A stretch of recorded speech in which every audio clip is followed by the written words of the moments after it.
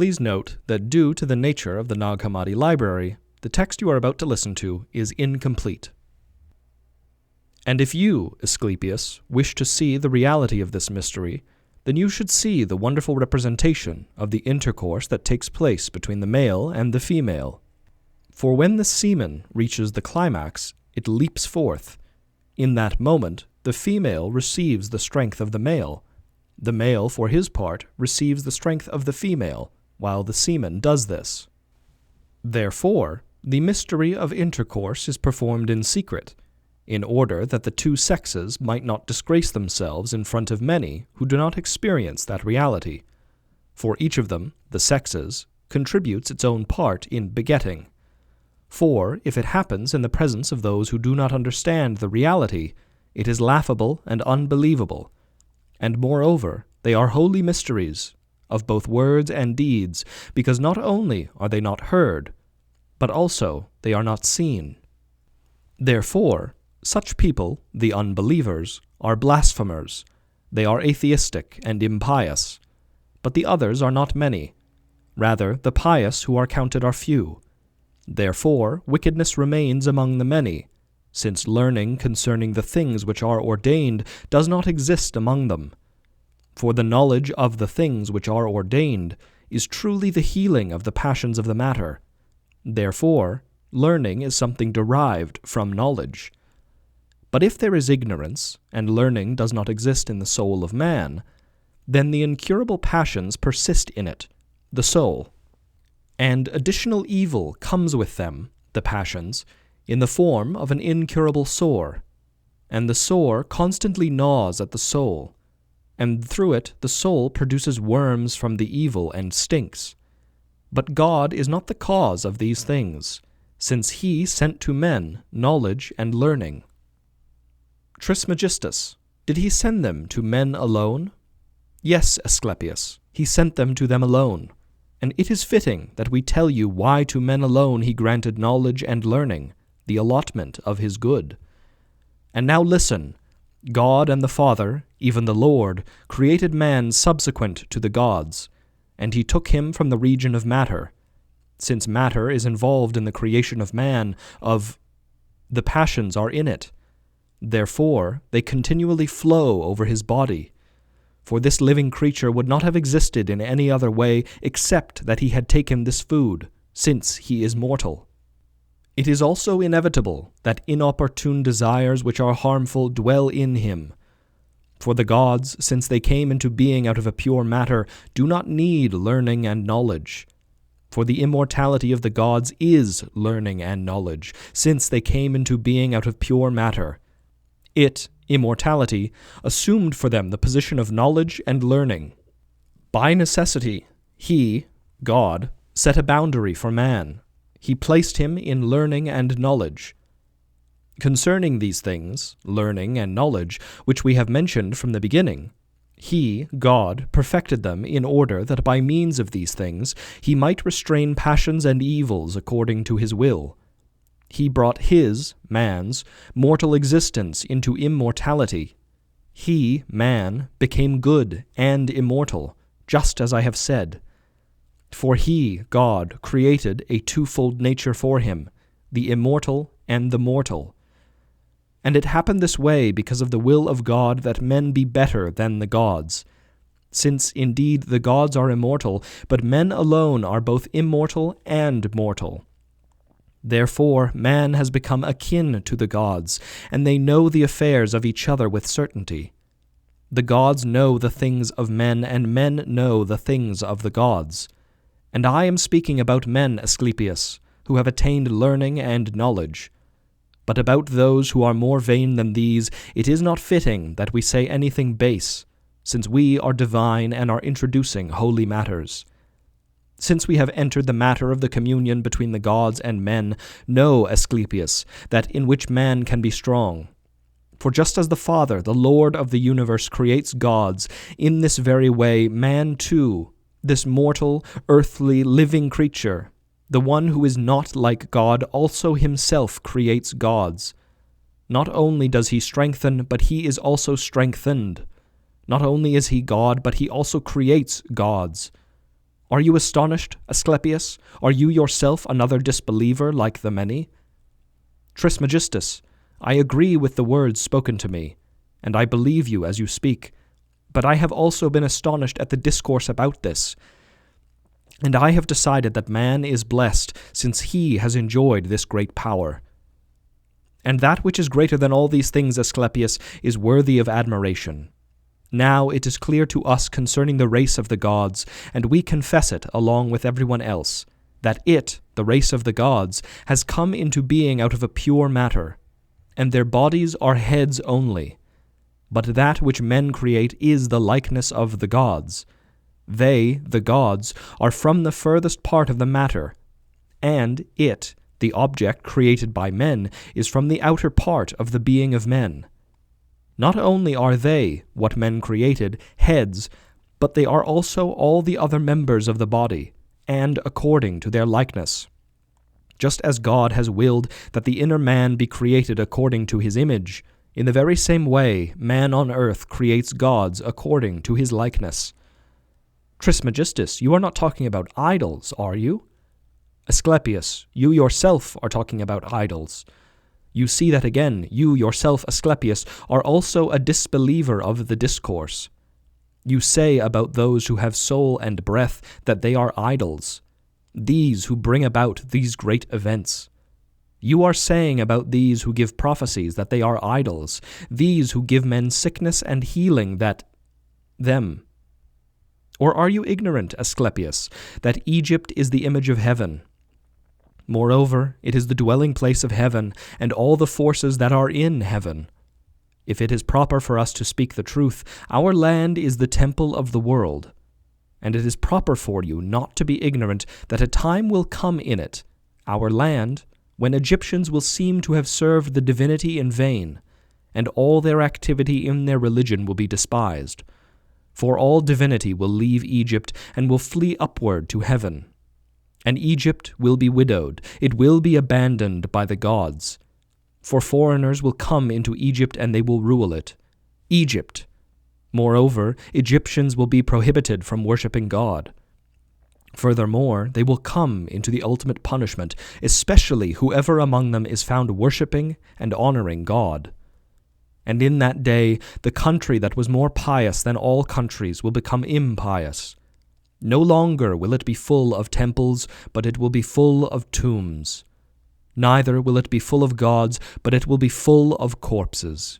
Egypt will become like the fables, and your religious objects will be the marvelous things, and if your words are stones and are wonderful, and the barbarian will be better than you, Egyptian, in his religion, whether he is a Scythian or the Hindus or some other of this sort. And what is this that I say about the Egyptian? For they, the Egyptians, will not abandon Egypt. For in the time when the gods have abandoned the land of Egypt and have fled upward to heaven, then all Egyptians will die, and Egypt will be made a desert by the gods and the Egyptians. And as for you, river, there will be a day when you will flow with blood more than water, and dead bodies will be stacked higher than the dams. And he who is dead will not be mourned as much as he who is alive. Indeed, the latter will be known as an Egyptian on account of his language in the second period of time. Asclepius, why are you weeping? He will seem like a foreigner in regard to his customs. Divine Egypt will suffer evils greater than these. Egypt, lover of God and the dwelling place of the gods, school of religion, will become an example of impiousness. And in that day the world will not be marveled at, and immortality, nor will it be worshipped, since we say that it is not good. It has become neither a single thing nor a vision, but it is in danger of becoming a burden to all men. Therefore it will be despised, the beautiful world of God, the incomparable work, the energy that possesses goodness, the man-formed vision. Darkness will be preferred to light, and death will be preferred to life. No one will gaze into heaven. And the pious man will be counted as insane, and the impious man will be honored as wise. The man who is afraid will be considered as strong, and the good man will be punished like a criminal. And concerning the soul, and the things of the soul, and the things of immortality, along with the rest of what I have said to you, Tat, Asclepius, and Ammon. Not only will they be considered ridiculous, but they will also be thought of as vanity. But believe me when I say that people of this kind will be endangered by the ultimate danger to their soul, and a new law will be established. They will... Good. The wicked angels will remain among men, and be with them, and lead them into wicked things recklessly, as well as into atheism, wars, and plunderings, by teaching them things contrary to nature.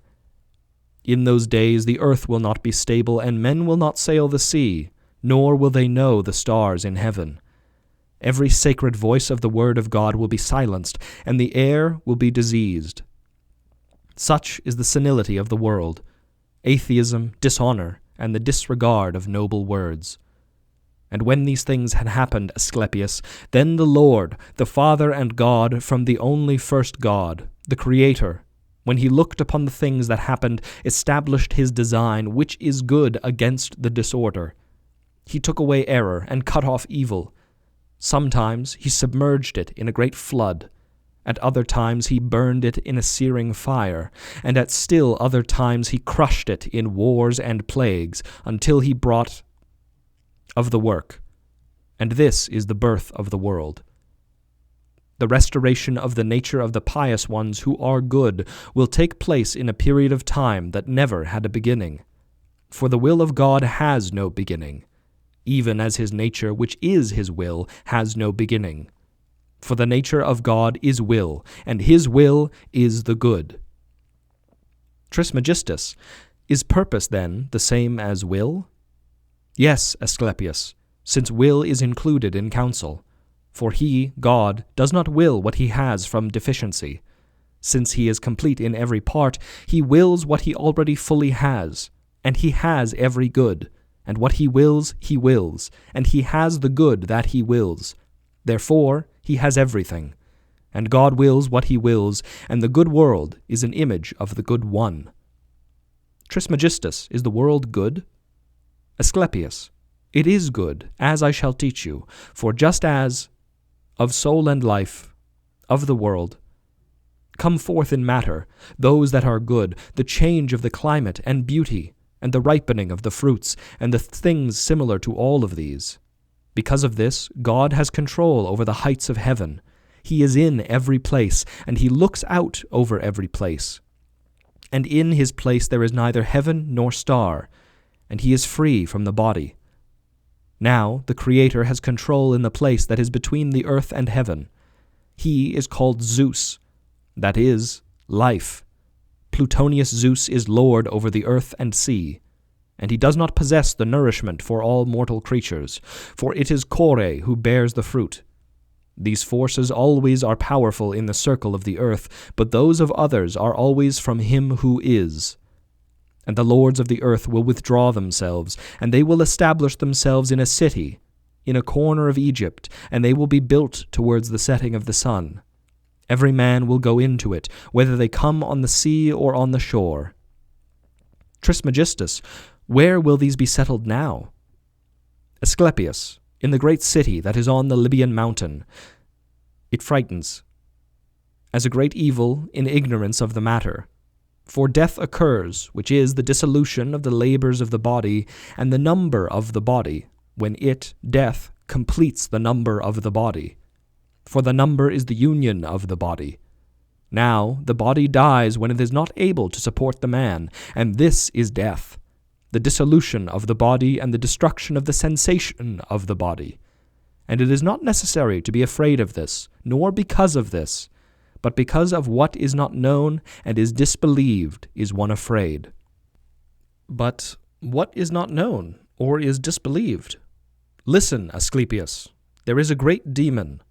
The great God has appointed him to be overseer or judge over the souls of men, and God has placed him in the middle of the air, between earth and heaven. Now, when the soul comes forth from the body, it is necessary that it meet this demon. Immediately he, the demon, will surround this one, and he will examine him in regard to the character that he has developed in his life.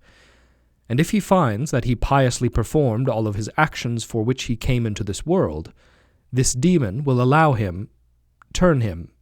But if he sees, in this one, he brought his life into evil deeds, he grasps him as he flees upward and throws him down, so that he is suspended between heaven and earth, and is punished with a great punishment, and he will be deprived of his hope, and will be in great pain. And that soul has been put neither on the earth nor in heaven, but it has come into the open sea of the air of the world, the place where there is a great fire, and crystal water, and furrows of fire, and a great upheaval. The bodies are tormented in various ways. Sometimes they are cast down into the fire, in order that it may destroy them. Now, I will not say that this is the death of the soul, for it has been delivered from evil, but it is a death sentence. Asclepius, it is necessary to believe these things and to fear them, in order that we might not encounter them. For unbelievers are impious and commit sin. Afterwards they will be compelled to believe, and they will not hear by word of mouth only, but will experience the reality itself. For they kept believing that they would not endure these things, nor only...